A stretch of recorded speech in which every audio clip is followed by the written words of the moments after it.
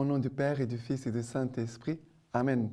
Grande joie d'être là avec toi en ce 1er octobre, samedi. Et nous célébrons aujourd'hui Sainte Thérèse d'Enfant Jésus, une sainte très chère à notre communauté Semence du Verbe. Et je te rappelle de faire la lecture divine par écrit, de partager la lecture divine, d'envoyer soit un bon missionnaire, sème la parole de Dieu, et aussi à chaque fois invoque l'Esprit Saint et prie la Vierge Marie avant de commencer ta lecture divine. La première lecture d'aujourd'hui, c'est Isaïe 66, à partir du verset 10. Réjouissez-vous avec Jérusalem, exaltez en elle, vous tous qui l'aimez. Soyez avec elle dans l'allégresse, vous tous qui avez pris le deuil sur elle, afin que vous soyez allaités et rassasiés par son sein consolateur, afin que vous souciez avec délice sa mamelle plantureuse. Car ainsi parle le Seigneur, voici que je fais couler vers elle la paix comme un fleuve, et comme un torrent débordant la gloire des nations. Vous serez allaités, on vous portera sur la hanche, on vous caressera en vous tenant sur les genoux, comme celui qui sa mère console. Moi aussi, je vous consolerai. À Jérusalem, vous serez consolés. À cette vue, votre cœur sera dans la joie, et vos membres reprendront vigueur comme l'herbe. La main du Seigneur se fera connaître à ses serviteurs. Alors, ici, nous voyons la parole de Dieu qui nous invite à la joie. Réjouissez-vous avec Jérusalem, exultez en elle, vous tous qui l'aimez. Ça veut dire, Jérusalem, c'est la ville sainte. Dieu habite à Jérusalem, dans le temple, pour les Juifs. Dieu habite dans le temple. Le temple, c'est le lieu de la joie. L'Église, comme notre mère, l'Église, notre mère, ça doit être le lieu de la joie. On va à l'Église pour trouver Dieu. Et quand on trouve Dieu, on trouve la joie. Et après, il va dire, car ainsi, il dit, vous tous qui avez pris le deuil sur elle, afin que vous soyez allaités et rassasiés par son sein consolateur, afin que vous succiez avec délice sa mamelle plantureuse. Ici, il nous invite à être comme un enfant. La parole de Dieu nous parle déjà comme un enfant qui va être nourri au sein de l'Église. Et qu'est-ce que l'Église nous donne chaque jour? Nous donne la parole de Dieu et l'Eucharistie. L'amour maternel de Dieu nous est donné par l'Église que chaque jour nous nourrit de la parole de Dieu et du corps du Christ. Mais elle nous invite à être comme des petits-enfants, de nous laisser aimer par Dieu comme des petits-enfants. Et parler de la petite Thérèse, c'est parler de la voie de l'enfant spirituel. Ça veut dire de devenir enfin enfant devant Dieu. Je vis comme un petit enfant sous les regards de Dieu. Comment les enfants regardent Dieu? Regardent Dieu émerveillé. Dieu est tout-puissant, Dieu est bon, Dieu fait toujours des merveilles pour nous. Dieu nous aide toujours. Dieu est là toujours avec moi. Pourtant, je n'ai pas peur. De vivre la foi à partir du cœur des enfants. C'est pour cela que dans nos liturgies, et quand il y a des moments de prière, nous devons regarder les enfants et apprendre à vivre la foi comme les enfants, d'entrer dans une relation nouvelle avec Dieu à partir du cœur des enfants qui sont là autour de nous, qui voient toujours les choses d'une façon très, très limpide, pure, innocente et belle. Ici, il nous dit, comme celui que sa mère console, moi aussi je vous consolerai.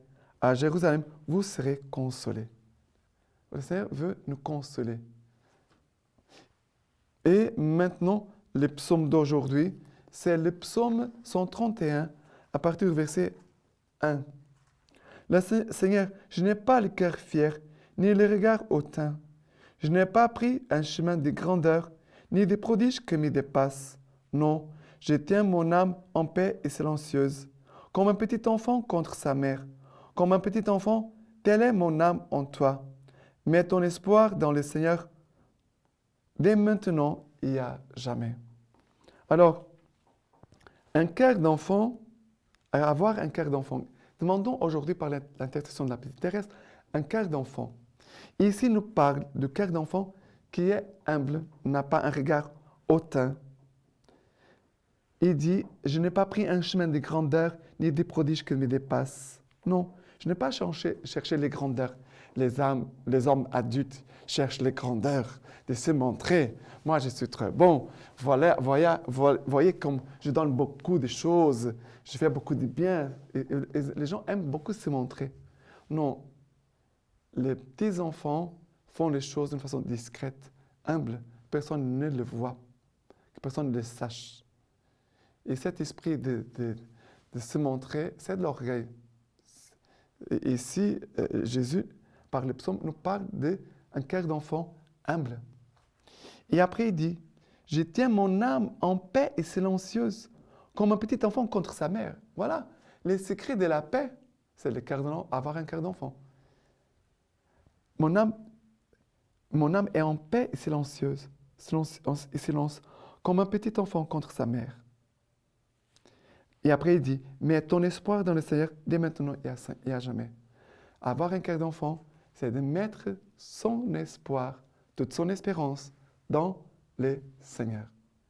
La petite Thérèse, elle vivait dans cette attitude tout le temps. J'attends tout de mon Dieu.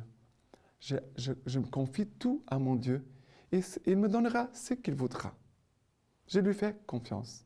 Voilà l'attitude du cœur d'enfant. Et maintenant, l'évangile d'aujourd'hui, Matthieu chapitre 18, à partir du verset 1. À ce moment, les disciples s'approchèrent de Jésus et dirent, qui donc est le plus grand dans le royaume des cieux? Il appela à lui un petit enfant, le plaça au milieu d'eux et dit, en vérité, je vous l'ai dit, si vous ne retournez pas à l'état des enfants, vous n'entrerez pas dans le royaume des cieux. Qui donc se fera petit comme ce petit enfant, celui-là est le plus grand dans le royaume des cieux. Alors Jésus nous demande un chemin de conversion. Et Jésus nous dit, en vérité, je vous l'ai dit, si vous ne retournerez pas à l'état des enfants, vous n'entrerez pas dans le royaume des cieux. Mais je suis déjà un homme adulte, je ne peux pas maintenant devenir un enfant de 5 ans. Je ne peux pas. Et parfois, il y a des gens qui d'un coup, ils veulent devenir maintenant comme des enfants. Maintenant, je veux jouer. Et malheureusement, dans notre culture ici au Brésil, on voit ça, des personnes qui sont adultes, mais qui ont des comportements comme des enfants, des ados. N'ont pas mûri, n'ont pas grandi. Mais Jésus ici dit qui est le plus grand dans le royaume. C'est la question des disciples. Jésus va dire, en vérité, je vous le dis, revenez à l'état des enfants. Celui-là est le plus grand dans le royaume des cieux. Avoir un cœur d'enfant. Demandons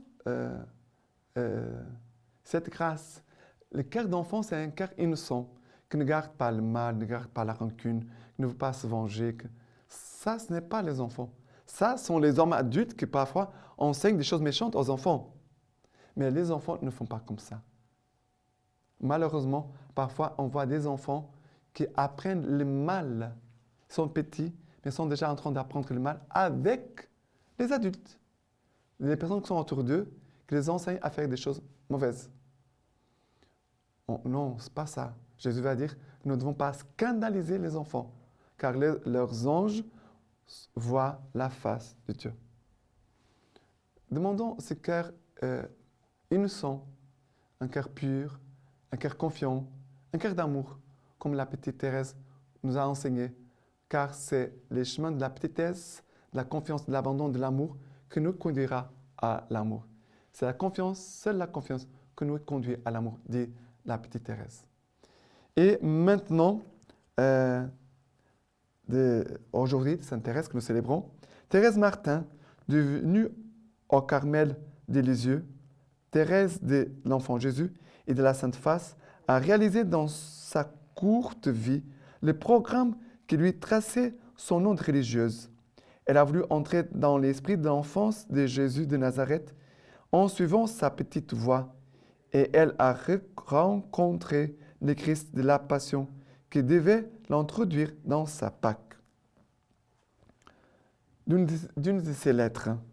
Sans me décourager, j'ai continué ma lecture et cette phrase me soulagea. Recherchez avec ardeur les dons les plus parfaits, mais je vais encore vous montrer une voie plus excellente.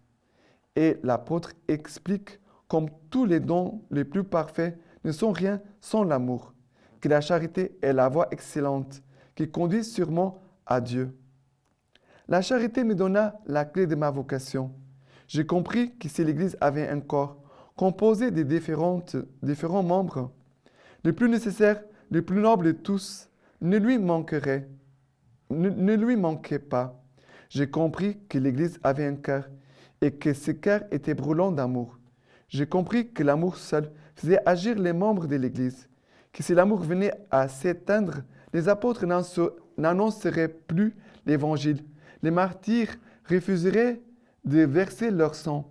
J'ai compris que l'amour renfermait toutes les vocations, que l'amour était tout, qu'il embrassait tous les temps et tous les lieux. En un mot, qu'il est éternel. Alors, dans l'excès de ma joie délirante, je me suis écrié, « Ô Jésus, mon amour, ma vocation, enfin je l'ai trouvée. Ma vocation, c'est l'amour. Oui, j'ai trouvé ma place dans l'Église, et cette place, oh mon Dieu, c'est vous qui me l'avez donnée. Dans le cœur de l'Église, ma mère, je serai l'amour. Ainsi, je serai tout. Ainsi, mon rêve sera réalisé. » Et maintenant, je vous laisse la bénédiction par les mains toutes pures de la Vierge Marie. Dieu Tout-Puissant vous bénisse et vous garde, le Père, le Fils et le Saint-Esprit. Amen.